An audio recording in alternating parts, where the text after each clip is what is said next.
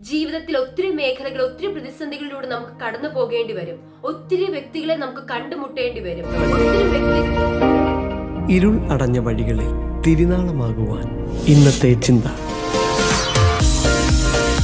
ജീവിതത്തിൽ ഒരു അനുഗ്രഹത്തിന് വേണ്ടി, ഒരു ഉയർച്ച ഉണ്ടാകുവാനായി ആഗ്രഹിക്കുന്ന വ്യക്തികളാണോ നിങ്ങൾ?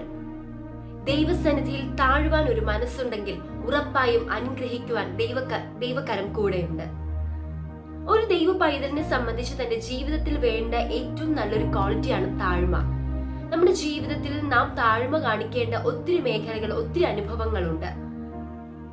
നമ്മുടെ സംസാരത്തിൽ, നമ്മുടെ പ്രവൃത്തിയിൽ, നാം ചെയ്യുന്ന ഓരോ കാര്യാദികളിലും, അങ്ങനെ വിവിധ ജീവിത അനുഭവങ്ങളിൽ നാം താഴ്മ കാണിക്കണം. യേശു കർത്താവ് നമുക്ക് കാണിച്ചു തന്ന മാതൃകയും അത് തന്നെയാണ്. ലേഖന ഭാഗത്തിൽ പറഞ്ഞിരിക്കുന്നത് പോലെ യേശു ക്രിസ്തു തന്നെത്താൻ താഴ്ത്തി ക്രൂശിലെ മരണത്തോളം അനുസരണമുള്ളവനായിരുന്നു. അതുപോലെ ഈ ദിവസങ്ങൾ നമ്മുടെ ജീവിതത്തിന്റെ പല മേഖലകളിലും താഴ്മ കാണിച്ചുകൊണ്ട് നമ്മെ തന്നെ ഒന്ന് താഴ്ത്തി അനുസരണം ഉള്ളവരായിരിക്കുവാൻ ദൈവം ആഗ്രഹിക്കുകയാണ്. ദൈവം നമ്മെ ഏതൊക്കെ മേഖലകളിലാണോ ആക്കി വെക്കുന്നത്, ഏതൊക്കെ ഇടങ്ങളിലാണോ ആക്കി വെക്കുന്നത്, ആ മേഖലകളിലൊക്കെയും താഴ്മ കാണിക്കണം. നാം താഴ്മപ്പെടണം. ദൈവസന്നിധി നമ്മൾ ഒരു ഹംബിൾ ആയിരിക്കണം. നാം ആയിരിക്കുന്ന ഭവനത്തിൽ, നമ്മെ ദൈവം ആക്കി വെച്ചിരിക്കുന്ന കുടുംബാന്തരീക്ഷത്തിൽ, നമ്മെ ആക്കി വെച്ചിരിക്കുന്ന മറ്റ് സ്ഥലങ്ങളിൽ, നമ്മുടെ വിദ്യാഭ്യാസ സ്ഥാപനങ്ങളിൽ, നമ്മുടെ ജോലി സ്ഥലങ്ങളിൽ, നമ്മുടെ സഭയിൽ ഒക്കെ നാം താഴ്മയുള്ളവരായിരിക്കണം. ദൈവം നമ്മെ ഏൽപ്പിക്കുന്ന ദൗത്യങ്ങളിൽ നാം താഴ്മ കാണിക്കണം. ദൈവം ഒരു ഉയർച്ച തരുമ്പോൾ, ദൈവം ഒരു ഉന്നതി തരുമ്പോൾ, ദൈവം ഒരു നന്മ തരുമ്പോൾ, ഒരു അനുഗ്രഹം തരുമ്പോൾ അത് കണ്ട് നാം നിഗളിക്കാതെ ആ ദൈവം തരുന്ന എല്ലാ കാര്യങ്ങളിലും, ദൈവം തരുന്ന താലന്തായിക്കോട്ടെ, ദൈവം നൽകുന്ന നന്മയായിക്കോട്ടെ, എന്ത് തന്നെ ആയിരുന്നാലും അതിലൊക്കെയും നമ്മെ തന്നെ സമർപ്പിച്ച് താഴ്മപ്പെടുവാൻ നമുക്ക് കഴിയണം. ദൈവസന്നിധിയിൽ താഴ്ത്തുന്ന ഒരു വ്യക്തിക്ക് മാത്രമേ ഒരു ഉയർച്ച പ്രാപിക്കുവാൻ കഴിയുകയുള്ളൂ. യാക്കോബിന്റെ ലേഖനം 4-ാം അധ്യായം വായിക്കുമ്പോൾ അതിന്റെ 10-ാം വചനം നാം വായിക്കുമ്പോൾ ഇപ്രകാരം കാണുവാനായി സാധിക്കും: കർത്താവിന്റെ സന്നിധിയിൽ താഴുവിൻ, എന്നാൽ അവൻ നിങ്ങളെ ഉയർത്തും. താഴുവാൻ ഒരു മനസ്സ് നമുക്കുണ്ടെങ്കിൽ ഉയർത്തുവാൻ ദൈവകരം കൂടെയുണ്ട്. ജീവിതത്തിൽ ഒത്തിരി മേഖലകൾ, ഒത്തിരി പ്രതിസന്ധികളിലൂടെ നമുക്ക് കടന്നു പോകേണ്ടി വരും. ഒത്തിരി വ്യക്തികളെ നമുക്ക് കണ്ടുമുട്ടേണ്ടി വരും. ഒത്തിരി വ്യക്തികളോട് സംസാരിക്കേണ്ടി വരും. പലപ്പോഴും നമ്മുടെ ജീവിതത്തിൽ ദൈവസന്നിധിയിൽ പ്രാഗൽഭ്യം ഇല്ലാതെ പോകുന്നതിന്റെ ഒരു കാരണമെന്ന് പറഞ്ഞു കഴിഞ്ഞാൽ നമ്മുടെ സംസാര രീതികൾ, മറ്റു വ്യക്തികളോടുള്ള പെരുമാറ്റ രീതികളൊക്കെയാണ്. ഒരു വ്യക്തി നമ്മെ കുറിച്ച് എന്തെങ്കിലും പറഞ്ഞു കഴിഞ്ഞാൽ, അല്ലെങ്കിൽ ഒരു വ്യക്തി നമ്മോടൊന്ന് കടുപ്പിച്ച് പറഞ്ഞു കഴിഞ്ഞാൽ, തിരിച്ച് അതിന് പകരമായി എന്തെങ്കിലും പറഞ്ഞില്ലെങ്കിൽ, ചെയ്തില്ലെങ്കിൽ സമാധാനമില്ലാത്ത ഒരു അന്തരീക്ഷത്തിലാണ് നാം ഈ ദിവസങ്ങൾ കഴിയുന്നത്. എന്നാൽ നാം ജീവിക്കുന്ന ഈ ചുറ്റുപാടുകളിലും അതിൽ നിന്ന് വ്യത്യസ്തരായിരിക്കുവാൻ, അല്ലെങ്കിൽ ഇന്ന് നമ്മുടെ ചുറ്റും നടക്കുന്ന സംഭവങ്ങളിൽ നിന്ന് വ്യത്യസ്തരായിരിക്കുവാൻ ഒരു ദൈവ പൈതൽ എന്ന നിലയിൽ നമുക്ക് കഴിയണം. കുടുംബങ്ങളിൽ അസ്വസ്ഥതകൾ ഉളവാക്കുന്നത്, അല്ലെങ്കിൽ സമാധാനം ഇല്ലാതെ പോകുന്നത് പരസ്പരം താഴുവാനും ക്ഷമിക്കുവാനും മനസ്സില്ലാതെ പോകുന്നത് കൊണ്ടാണ്. ഒരു കുടുംബത്തിൽ 2 വ്യക്തികളുണ്ടെങ്കിൽ അതിൽ ഒരു വ്യക്തിക്ക് താഴ്മയുണ്ട് എങ്കിൽ ഉറപ്പായും അവരുടെ കുടുംബ ജീവിതം, അല്ലെങ്കിൽ അവരുടെ കുടുംബ അന്തരീക്ഷം, ആ ഭവന അന്തരീക്ഷം ഏറ്റവും അനുഗ്രഹിക്കപ്പെട്ടതായിരിക്കും, അല്ലെങ്കിൽ ഏറ്റവും സമാധാനപരമായിരിക്കും. ഒരു ദൈവ പൈതൽ എപ്പോഴും നാം പകരത്തിന് പകരം ചെയ്യേണ്ട ഒരു മനോഭാവം ഉള്ളവരായിരിക്കരുത്.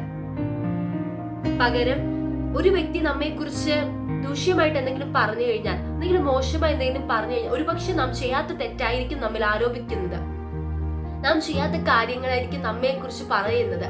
പക്ഷേ ആ വ്യക്തി പറയുന്നത് കേട്ട് ആ വ്യക്തിക്കെതിരെ എന്തെങ്കിലും സംസാരിക്കുവാൻ നാം ശ്രമിക്കരുത്. പകരം ആ വ്യക്തിക്ക് വേണ്ടി നാം ദൈവസന്നിധിയിൽ പ്രാർത്ഥിക്കണം. നമ്മെ തന്നെ താഴ്ത്തി, ദൈവസന്നിധിയിൽ താഴ്ത്തി ഒന്ന് പ്രാർത്ഥിക്കണം. അതുപോലെ തന്നെ ദൈവം ഒരു നന്മ തരുമ്പോൾ, ഒരു താലന്ത് നമുക്ക് തരുമ്പോൾ, ഒരു കഴിവ് നമുക്ക് തരുമ്പോൾ അതിൽ നാം നിഗളിച്ചു പോകരുത്. യാക്കോബിന്റെ ലേഖനം 4-ാം അധ്യായം വായിക്കുമ്പോൾ തന്നെ നമുക്ക് വളരെ വ്യക്തമായി കാണുവാൻ സാധിക്കുന്നതാണ്, ദൈവം നിഗളികളോട് എതിർത്ത് നിൽക്കുന്നു, എന്നാൽ താഴ്മയുള്ളവർക്കോ ദൈവം കൃപ നൽകുന്നു. അപ്പൊ ഈ ദിവസങ്ങളിൽ നാം തിരിച്ചറിയേണ്ടത്, താഴ്ത്തുന്ന ഒരു വ്യക്തിക്ക് മാത്രമേ കൃപ പ്രാപിക്കുവാൻ കഴിയുകയുള്ളൂ. ആ പ്രാപിക്കുന്ന കൃപയാണ് പല അർഹതയില്ലാത്ത സ്ഥാനങ്ങളിൽ നമ്മെ നിർത്തുന്നത്. ദൈവം നമ്മിൽ പകരുന്ന കൃപയാണ് നാം അർഹിക്കാത്ത ഉന്നതികളിൽ നമ്മെ എത്തിക്കുന്നത്. നാം അർഹിക്കാത്ത മാന്യതകൾ നമുക്ക് ദൈവം നൽകുന്നത്. അതുകൊണ്ട് തന്നെ ഈ ദിവസങ്ങളിൽ നാം ഏതൊക്കെ മേഖലകളിലാണോ താഴ്മപ്പെടേണ്ടത്, ഏതൊക്കെ മേഖലകളിലാണോ ഒരു താഴ്മ നമുക്ക് ആവശ്യമായിരിക്കുന്നത് എന്ന് തിരിച്ചറിഞ്ഞ് ആ മേഖലകളൊക്കെയും നാം ക്രമീകരിക്കേണ്ടത് ഏറ്റവും അത്യാവശ്യമാണ്. ഒരു കുടുംബത്തിൽ, ഒരു ഭവനത്തിൽ സമാധാനം വേണമെങ്കിൽ താഴുവാനുള്ള മനസ്സ് ഉള്ള വ്യക്തികൾ ആ ഭവനത്തിൽ ഉണ്ടായിരിക്കണം.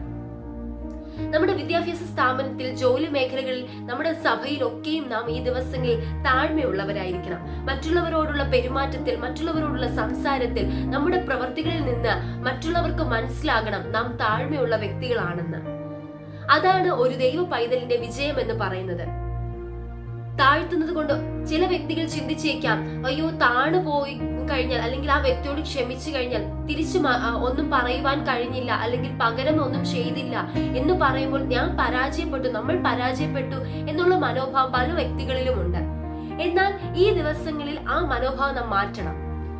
പകരത്തിന് പകരം പറയാതെ, പകരത്തിന് പകരം ചെയ്യാതെ നമ്മെ തന്നെ ഒന്ന് താഴ്ത്തി കൊടുത്തു കഴിഞ്ഞാൽ, ദൈവസന്നിധിയിൽ നാം ആ വ്യക്തികൾക്ക് വേണ്ടി പ്രാർത്ഥിച്ചു കഴിഞ്ഞാൽ ഉറപ്പായി നമ്മുടെ ജീവിതാവസ്ഥകളെ മാറ്റുവാനും, നാം ആ ഒരു സെക്കൻഡിൽ നമ്മുടെ ആ സൈലന്റ് ആയി ഇരുന്നത് കൊണ്ട് ആ ഒരു സെക്കൻഡിൽ നമുക്കുണ്ടായ ആ ഒരു സൈലന്റ് ആയിരിക്കാം നാളെ നമ്മുടെ ജീവിതത്തിൽ ഒരു അനുഗ്രഹമായി മാറുന്നത്.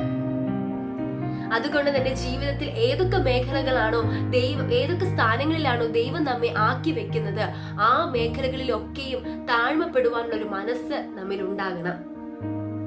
അതുകൊണ്ട് തന്നെ ഈ ദിവസങ്ങളിൽ ദൈവം നമുക്ക് നൽകുന്ന സകല നന്മകളിലും, സകല അനുഗ്രഹങ്ങളിലും, പദവികളിലും, ഉന്നതികളിലും, അങ്ങനെ ദൈവം നമ്മെ ആക്കി വെക്കുന്ന എല്ലാ സ്ഥാനങ്ങളിലും, എല്ലാ മേഖലകളിലും താഴ്ത്തുവാനുള്ള ഒരു മനോഭാവം നമ്മിൽ ഉണ്ടാകട്ടെ. താഴുവാനുള്ള ഒരു മനസ്സ് നമുക്കുണ്ടെങ്കിൽ ഉറപ്പായും ദൈവം നമ്മെ ഉയർത്തും. പ്രാർത്ഥനകൾക്ക് മറുപടി ലഭിക്കാതിരിക്കുന്ന വ്യക്തികളാണോ, ഒരു അനുഗ്രഹത്തിന് വേണ്ടി കാത്തിരിക്കുന്ന വ്യക്തികളാണോ, പ്രാർത്ഥനാ വിഷയങ്ങളുടെ മറുപടിക്ക് വേണ്ടി കാത്തിരിക്കുന്ന വ്യക്തികളാണോ നിങ്ങൾ? ദൈവസന്നിധിയിൽ നമ്മെ തന്നെ താഴ്ത്തുക. ഈ ദിവസങ്ങളിൽ നാം ക്രമീകരിക്കേണ്ട ചില ജീവിത മേഖലകളെ ക്രമീകരിച്ചു കഴിഞ്ഞാൽ, നാം താഴ്ത്തേണ്ട ചില മേഖലകളിൽ നാം നമ്മെ തന്നെ താഴ്ത്തി കഴിഞ്ഞാൽ ഉറപ്പായും നാം ആഗ്രഹിക്കുന്ന അനുഗ്രഹങ്ങൾ നമുക്ക് വന്നു ചേരും. നാം ആഗ്രഹിക്കുന്ന പ്രാർത്ഥനകളുടെ മറുപടി ഈ ദിവസങ്ങൾ നമ്മുടെ കരത്തിൽ വന്നു ചേരും. യാക്കോബിന്റെ ലേഖനം 4-ാം അധ്യായത്തിൽ പറഞ്ഞിരിക്കുന്ന എല്ലാ ആത്മിക ചിന്തകളും നമ്മുടെ ജീവിതത്തിൽ ഈ ദിവസങ്ങളിൽ പ്രാവർത്തികമാക്കുവാൻ നമുക്ക് കഴിയട്ടെ.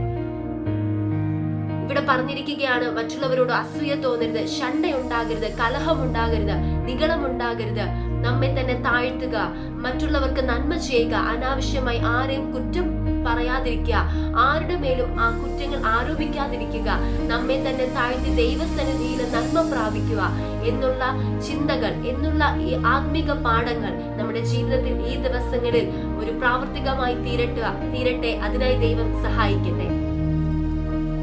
എല്ലാ വിഷയത്തിന്റെ നടുവിലും പ്രാർത്ഥനയോടുകൂടെ, ദൈവസന്നിധിയിലെ താഴ്മയോടുകൂടെ മുന്നോട്ട് പോകുവാൻ ദൈവം നമ്മെ സഹായിക്കട്ടെ.